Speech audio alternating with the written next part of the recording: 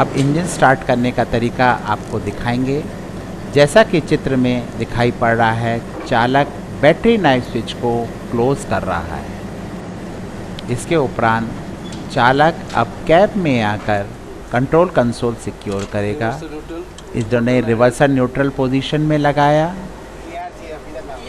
अब control console secure करने के लिए चालक throttle, idle, reversal neutral, ER तथा GF स्विच का ऑफ होना और आइसोलेशन स्विच का आइसोलेट पोजीशन पर होना सुनिश्चित करेगा। जैसा कि अब चित्र में दिखाई पड़ रहा है, चालक ने थ्रॉटल आइडल और रिवर्सल न्यूट्रल में होना सुनिश्चित किया। इसके उपरांत ERS GFS स्विच को ऑफ किया तथा FPS स्विच को ऑन किया। अब चालक आइसोलेशन स्विच की पोजीशन चेक करेगा। अब चित्र में चालक ने आइसोलेशन स्विच को स्टार्ट पोजीशन पर होना सुनिश्चित किया है। अब ऑटो वॉल की पोजीशन को रन पर होना, डायरेक्ट ब्रेक का फुल एप्लीकेशन तथा लीड एंड ट्रेल स्विच का लीड पोजीशन पर होना सुनिश्चित किया, जिससे कि इंजन स्टार्ट होने के बाद तुरंत ब्रेक सिस्टम कार्यरत हो जाए।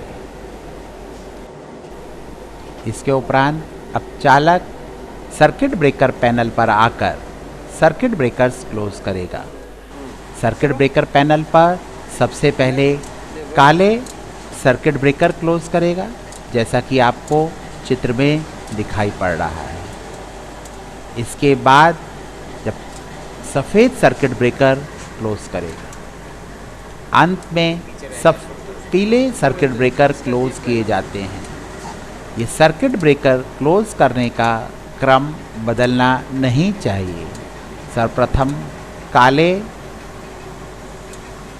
इसके उपरांत सफ़ेद तथा अंत में पीले सर्किट ब्रेकर्स ऑन किए जाते हैं।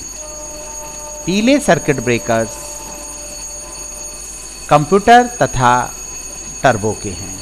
देखिए, चालक सफ़ेद सर्किट ब्रेकर क्लोज करा और अंत में TLPR और कंप्यूटर का सर्किट ब्रेकर क्लोज करता है। कंप्यूटर सर्किट ब्रेकर ऑन करने से डिस्प्ले ऑन हो जाता है और इस डिस्प्ले ऑन होने के पश्चात चालक इसमें डाटा मीटर सेलेक्ट करके स्टार्टिंग सिस्टम को सेलेक्ट करेगा। चित्र में डाटा मीटर सेलेक्ट करता हुआ चालक दिखाई पड़ रहा है।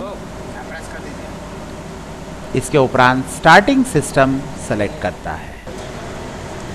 अब चालक इंजन प्राइम स्टार्ट स्विच को प्राइम पोजीशन पर लाता है तथा सहायक चालक रिटर्न साइड ग्लास में बिना बुलबुले का तेल होना सुनिश्चित करता है।